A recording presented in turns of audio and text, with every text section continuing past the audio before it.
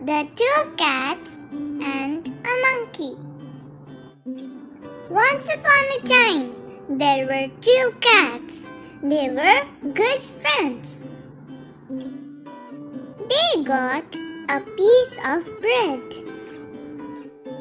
While sharing, they made big and small pieces. So they began to fight for the bigger piece. At the same time, a monkey saw them fighting.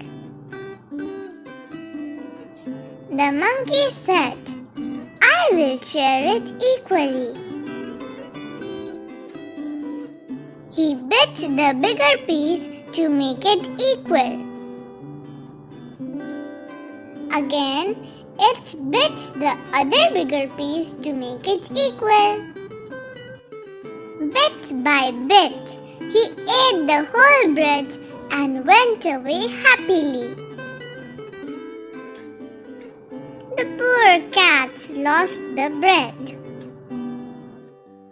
Moral: we must learn to share what we have. Thank you. Please like, share and subscribe.